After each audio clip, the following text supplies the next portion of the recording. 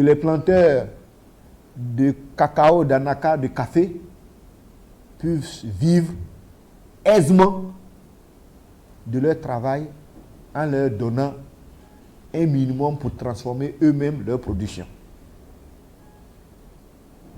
C'est le but de la Nouvelle-Côte d'Ivoire. Mais pour ça, la première condition à remplir, c'est d'éradiquer la corruption.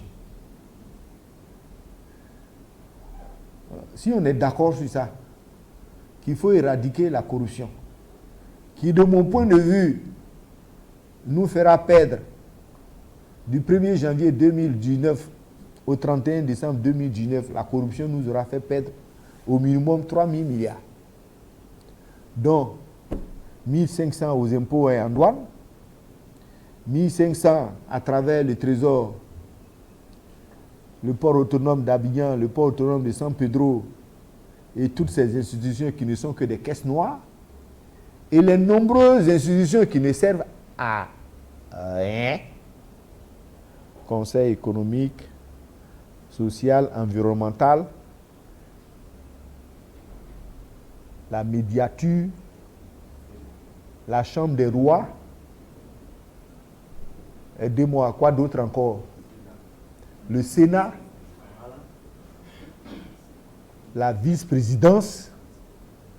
Est-ce que vous savez qu'on est le seul pays au monde où on a un premier ministre et puis on a un vice-président? Si vous connaissez un autre pays qui a ça, dites-moi. Ministre des Affaires présidentielles.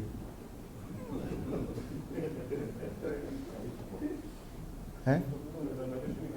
Non, ça veut dire quoi? Qui a dit ça veut dire quoi? Il a raison, ministre des Affaires présidentielles. C'est-à-dire qu'on imagine que dans ce pays, il y a des affaires qui ne relèvent pas de la présidence. Mais ce n'est pas possible. Il est président, il est au-dessus de tout. Donc si quelqu'un est ministre des Affaires présidentielles, ça veut dire qu'il couvre tout. Le ministre des Affaires présidentielles ne va pas appeler nos ministres et puis il va lui dire non, non, moi je suis ministre comme toi. Non, je suis ministre des Affaires présidentielles. Non. Ça vous fait rire, mais je ne vois même pas un premier ministre, le ministre des Affaires présidentielles va l'appeler et puis il ne va pas courir pour venir. Même si tu es premier ministre. Donc, éradiquer la corruption, c'est la première condition. Et investir massivement dans la formation de la jeunesse. Mais quelqu'un qui est bien formé ne chôme jamais. Si vous rencontrez un chômeur, c'est qu'il n'est pas bien formé. Il y a tellement de pays aujourd'hui dans le monde qui ont besoin de travailleurs de qualité que je ne vois pas comment un ingénieur peut chômer en Côte d'Ivoire. S'il est bien formé, il ne va pas trouver du travail ailleurs. Ce n'est pas possible.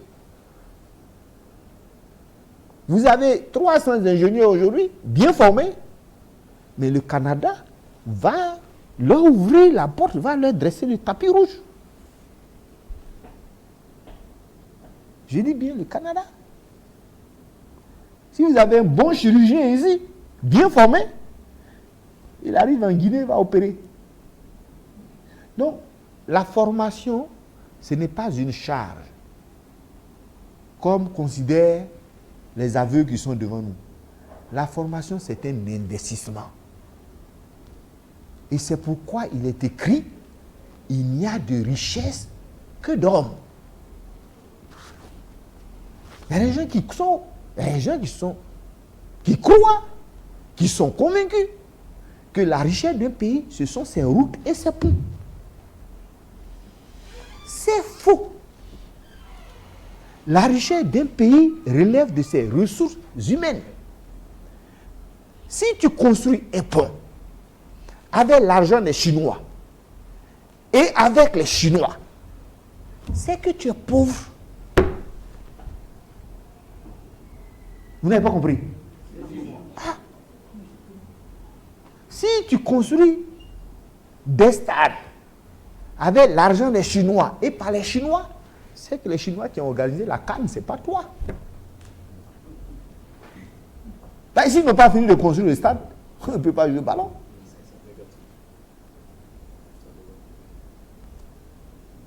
Donc, après 60 ans d'indépendance, c'est les étrangers qui continuent de construire des autoroutes dans nos pays. Autoroute Yamso-Bouaké. Moi, j'attends ça avec... je suis de Boutro là. J'attends ça avec impatience. Mais ça dépend des Chinois.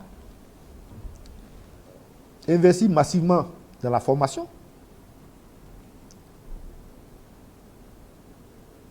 Parce que